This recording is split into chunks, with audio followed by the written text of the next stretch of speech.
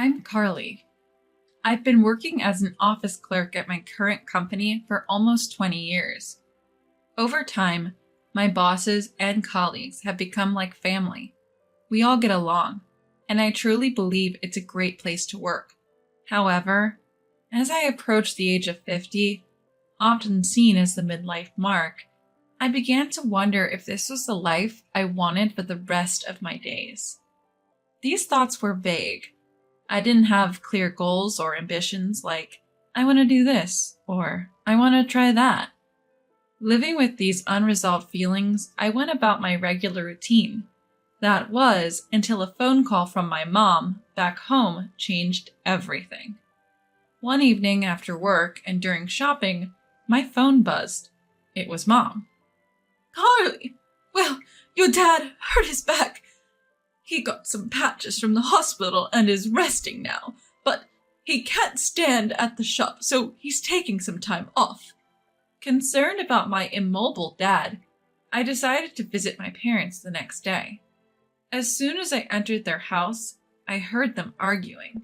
I rushed towards the voices and found my dad trying to prepare some pastries and Mom telling him to stop, worried it might worsen his pain. My parents run a bakery, passed down through generations. I'd never seen my dad take a day off. Dad himself didn't want to take time off for his own reasons, so he forced himself to prepare the cream. Even seeing me, he just grunted a greeting and returned to his work. Dad, stop it! You've hurt your back. The doctor told you, right?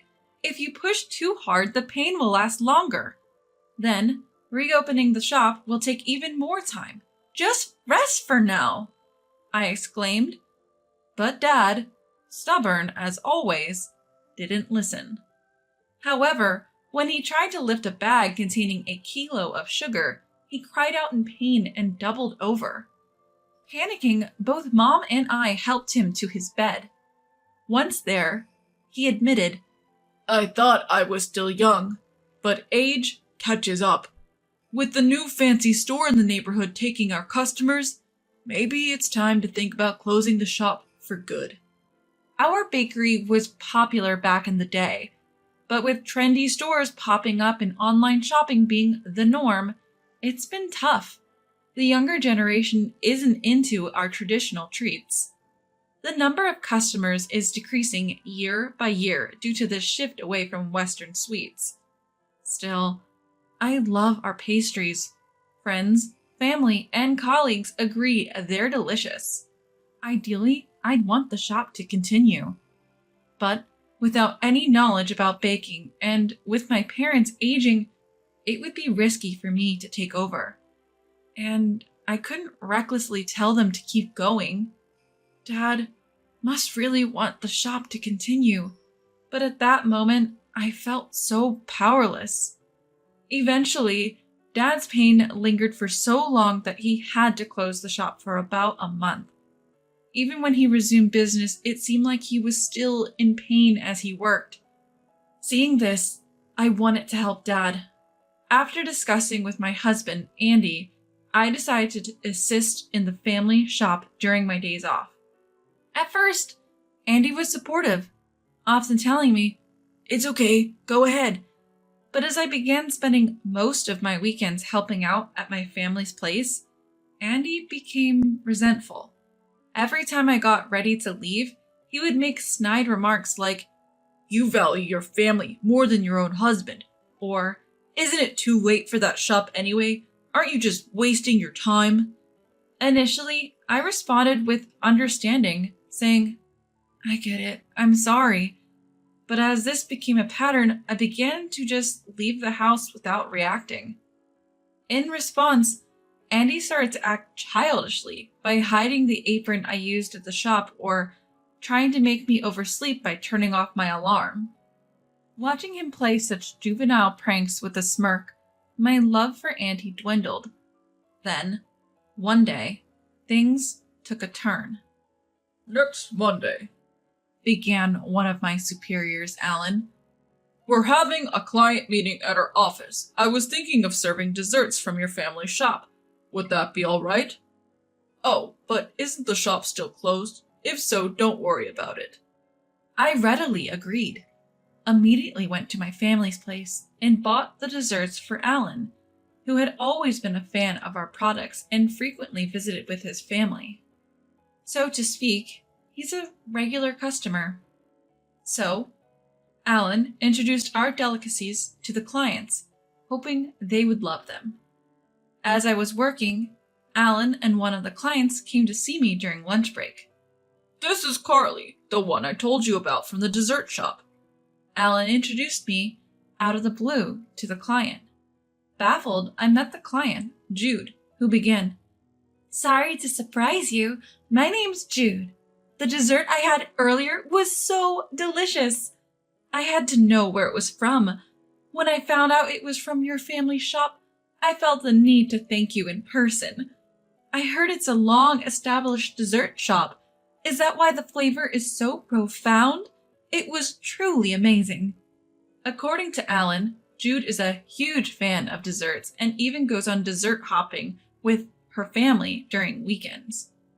I never expected someone to personally come to thank me. I was overwhelmed and tears welled up in my eyes.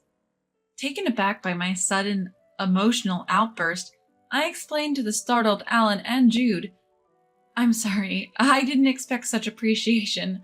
I think Dad would be thrilled to hear this, but I fear this flavor might end with Dad's generation. If you liked it, please visit the shop. Jude, surprised, asked, Are you closing the shop? I shared the circumstances at home and my feelings. If you wish for the shop to continue, why not learn and take over, even if it's now? It's never too late. I have often thought about it myself, but quitting my current job and taking over my family store comes with its risks. And besides, even if I were to take over, I am not confident that the store's sales would recover.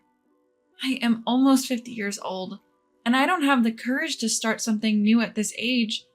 I don't even know where to begin.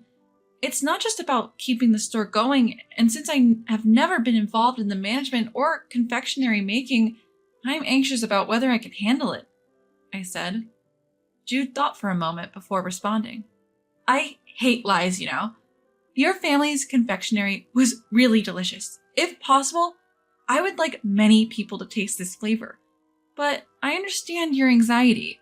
As we age, we become less inclined to take on new challenges. But I believe that it is never too late to start something new. Besides, you were just saying earlier that you wonder if your life is okay as it is now. If you think so, then now is your chance to change your life. Upon hearing that, it was as if a lightning bolt struck my head. While I said that I wanted to change myself, I never took any action and was just wasting time.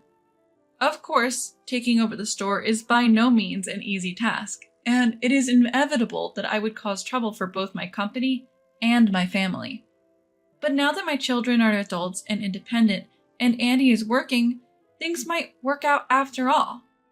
I think you need time to talk with your family, and if you decide on anything, please contact me. I will help you, Jude said as she handed me her business card. It was truly a grateful encounter. That night, I talked to Andy about what happened today and told him that I wanted to explore ways to revive our family's confectionery store. However, he responded with a mocking attitude. No way, you must be joking. Or are you trying to scam someone? There's no way that old and dirty store will become popular again. Besides, recently you've been helping out as an excuse to neglect household chores. You should just give up and close the store gracefully, and you should just do the housework like you're supposed to, he said, laughing at the serious concerns I had confided in him. You may think that our store is old and about to go out of business, but there are people who like our store's tastes and are willing to support us, so I think there is still a chance. And if I don't do anything now, I will regret it for the rest of my life. I know I'm being selfish, but our children are independent now, and it looks like I'll be able to receive early retirement pay, so I should be able to get by for a while. And when I'm not around, you can just do the housework, I said. Andy's face clearly showed his displeasure as he said, Huh? I married you because you could handle both work and housework. And now you're suddenly quitting your job to take over the store and neglecting housework? That's a breach of contract. And besides, if it were a young and beautiful female president, it would be newsworthy, but a nearly 50-year-old woman standing in the store won't work. Men all want to buy from young and beautiful women. I don't have any emotional attachment to the store, so I just wish it would go out of business already. Confectionery is outdated in this day and age anyway. Well, if you still want to take over the store after all I've said, then get a divorce first. I can't watch if you make a big mistake and end up in debt. Andy was all puffed up and acting arrogant. I figured he probably didn't really want a divorce. He must have thought I'd give in if he just mentioned it, but when I said, "All right, bring the divorce papers then," he looked shocked, even though he was the one who brought it up. Of course, I had my doubts and fears, but after much thought, I was determined to take over the shop. And yet, right from the start, he shot that idea down, made fun of it, and in the end, hinted at divorce just to get his way. Such a narrow-minded man, no thanks from me. Later on, he embarrassingly yelled, "You know what divorce means, right?" I calmly replied, "You are the one who suggested it after thinking it through, right? I've thought about it and I'm fine with it. Bring the papers." Seeing the hit to his pride, Andy's face turned beet red. The next week, he really did bring the divorce papers, shoving them in front of me. "If you sign this, we are strangers. Are you sure about this?" I had made up my mind. Silently, I took the papers and signed my name. Perhaps he expected me to hesitate because he looked completely stunned. "Yes, we are now strangers. I'll submit these. Let's discuss the details through our lawyers," I said, grabbing my packed bags and leaving the house. I went straight to my parents' house and explained the divorce and its circumstances. They were both shocked and a bit angry. I think our marriage was doomed from the start with a man who, instead of being supportive, opposed everything and badmouthed me and my family. It was bound to break down. It might be late, but I still love the taste of our shop and want to continue it. I will study hard, so please let me join the business, I pleaded. Eventually, my parents agreed. Soon after, I filed the divorce papers. We divorced without any division of property or compensation. Until the end, Andy warned, "You'll regret this." But I simply replied, "If I regret it, it's none of your business." And we parted ways. Juggling work and the family business was challenging for me, from developing new products, introducing machines, managing costs, promotions, and various other tasks. There were moments I felt overwhelmed, but each time, Jude was there to help and support, introducing me to various business contacts, helping me stay afloat. Trying to increase our online presence through social media was tough since neither my parents nor I were familiar with it. But after months of consistent posting with the help of my daughter Layla, who is an expert in social media, we began to see an increase in likes. Still, Layla wasn't satisfied. She said we needed to go viral. When I asked her what that meant, she explained it's when something becomes a hot topic on social media. Wondering what could possibly make us go viral, I tried sharing our daily life, like preparing pastries and uploading videos of Mom reviewing them. While we did get likes, we were far from going viral, and I realized how hard it is to suddenly become a sensation. One day, while I was busy with office work, I got a call from Layla. I called her back during my break, and an excited Layla said, "Hey, Mom, the video of Grandpa the other day went super viral." Confused, I asked, "What do you mean?" It turns out a video of Dad interacting with a neighborhood dog was getting a lot of attention. People found the interaction between grandfather and the dog endearing, saying not only was the dog cute, but the joyful grandfather was even cuter. I never imagined he'd become famous this way, but thanks to that video, we started to attract younger customers, and Layla, sensing an opportunity, uploaded a short video of her dancing with Dad, which also became a hit. Our shop became more famous for Dad than our pastries, and we started to see customers occasionally asking for a photo with him. Later, we introduced adorable pastries themed around animals and plants, seasonal limited edition pastries, and even low-sugar options for health-conscious folks. As a result, our sales gradually but surely increased. When business started to pick up, I left my office job to focus solely on the bakery, actively participating in its management and pastry making. While I couldn't match the expertise of my skilled parents, I was genuinely happy to work alongside them in the shop. We also started mail order service, leading to orders from distant places. During busy times, even my children would help out, and our business quickly grew. Dad, initially resistant to new things, was overjoyed by the result. The last time the shop was this lively was when my own father was still alive. Carly, Layla, thank you so much. We're truly blessed to have such wonderful daughters and grandchildren, he said, bringing me to the brink of tears. After that, a local TV station found us through social media and offered to do a feature on us. We were also featured in a popular national magazine as the shop to watch. As a result, more and more customers started coming in, and just when things were starting to pick up, an incident occurred. It happened when I was tidying up the store to get ready for closing. About 15 minutes before closing time, a man rushed in shouting, "Is Carly here?" That voice sounded familiar. I thought, could it be?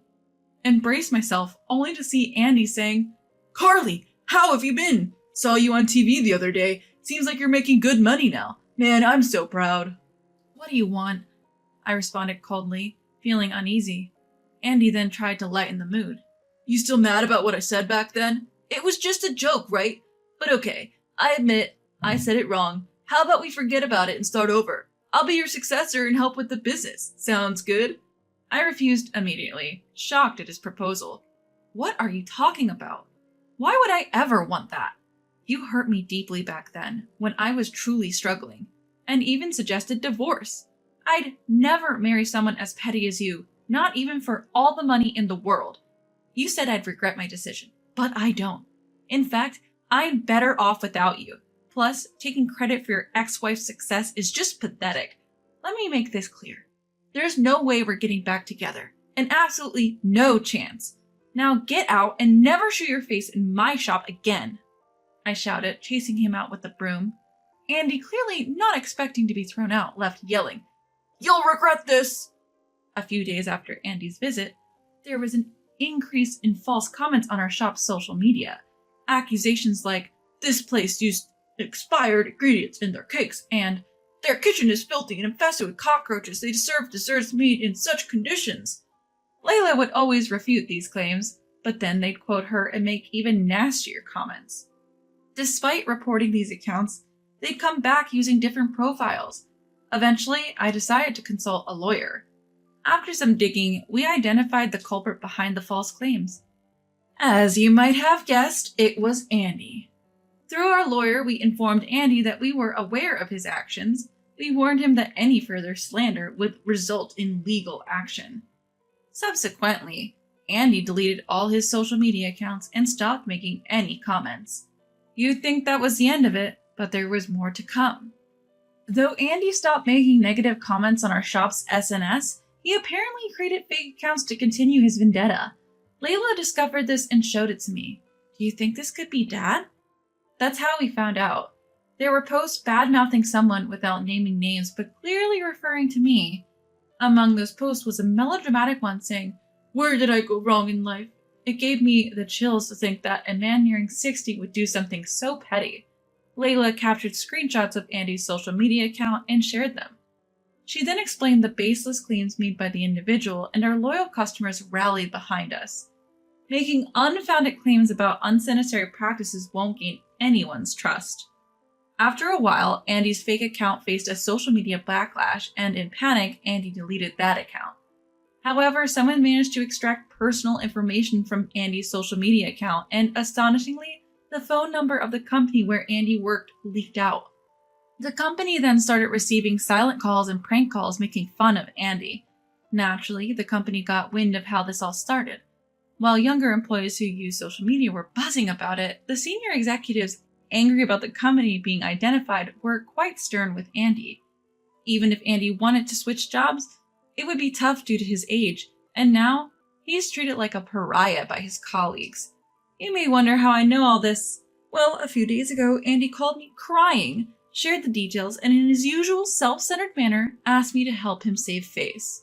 Honestly, I keep regretting why I ever fell in love and married such a man. Of course, I declined all of Andy's requests and blocked his number. Now, what design should I go with for the new product? I pondered, trying to put thoughts of Andy behind me.